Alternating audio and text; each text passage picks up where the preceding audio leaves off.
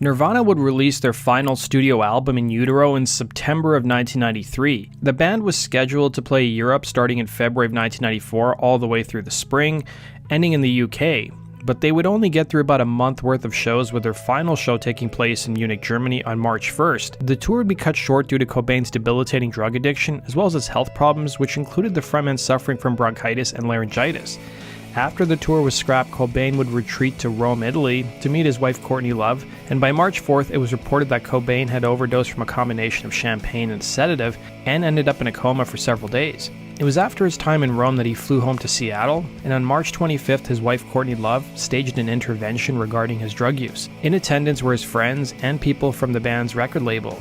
On March 30th, 1994, Cobain would enter a rehab at Exodus Recovery Center in Los Angeles. It was during his time at the clinic that he was visited by his daughter, Frances Bean Cobain, and that would be the last time he'd ever see her. One day later, on March 31st, while outside to take a cigarette break, Cobain scaled the 6-foot-high wall and left the clinic. He would end up catching a flight from Los Angeles to Seattle, and coincidentally enough, on the same flight was Guns N' Roses bassist Duff Mckagan, who was also struggling with addiction. It was at this time that Duff was promoting his 1993 solo album Believe in Me. In his own book It's So Easy and Other Lies, Duff would admit that by this point in his career, he was out on tour promoting his solo record, and he had a break before heading to Australia for the next leg of the tour. But Duff would admit he was exhausted and struggling with addiction and called his manager to cancel the remainder of the tour. While Guns N' Roses and Nirvana feuded in the previous 2 years, the beef seemed to be mostly between Kurt and Guns N' Roses frontman Axl Rose.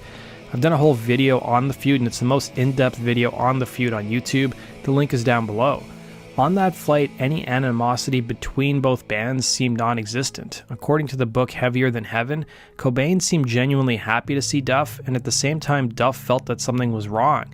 In his book, Duff would write, "We started talking, he just skipped out of a rehab facility, we were both effed up. We ended up getting seats next to each other and talking the whole way, but we didn't delve into certain things. I was in my hell and he was in his. We both seemed to understand this." Here's Duff talking a bit about what happened on that flight and afterwards. I think I'd gotten off a tour and I was flying from LA up to Seattle to home. And I get on the plane and Kurt gets on the plane and sits next to me. And we took off, and he and I started talking. He had told me, he goes, I just took off from Exodus. We talked, we were drinking, and I mean, did you talk about any of that heroin addiction on that plane journey with Kurt? No, because we didn't want to. No way. It wasn't an addiction on that plane ride. When you're drinking on a plane, you're not going to talk about addiction.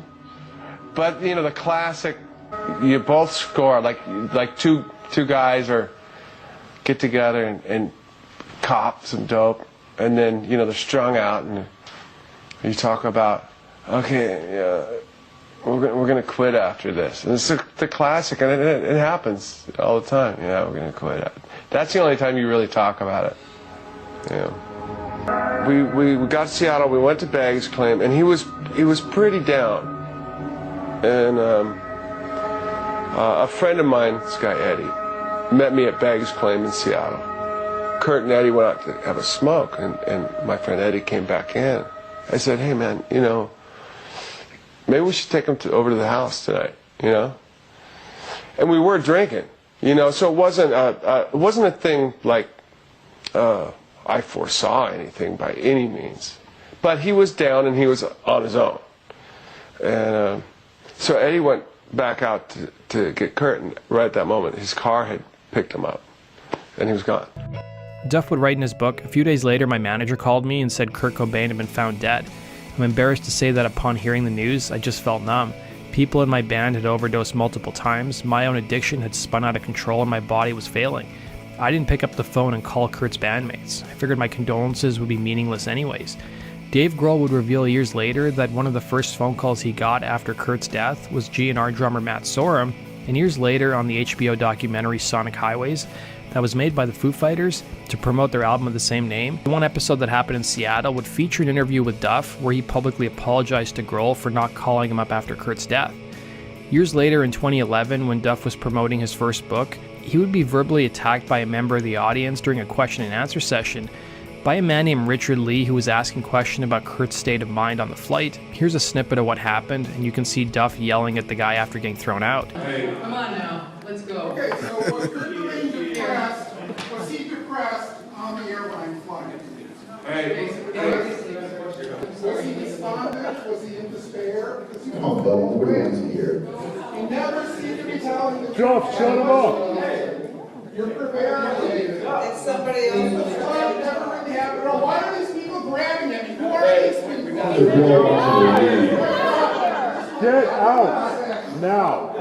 Nobody likes you. Intellectual freedom. You're not an intellectual. Hey, listen. Get your goddamn hands off me. Get your hands off me before I knock your ass down, mother. Hey! Get the Nearly a month after Kurt's death, at the age of 30, Mckagan became gravely ill due to his years of drug abuse and alcohol abuse, when he would suffer from pancreatitis, which caused his pancreas to swell and burst and leak digestive enzymes into his body. Lucky for Mckagan, he would not die, but the doctors would tell him that he would probably be dead within a month if he did not stop drinking. That does it for today's video, guys. Thanks for watching. Be sure to hit the like button and subscribe, and we'll see you again in Rock and Roll True Story sticker.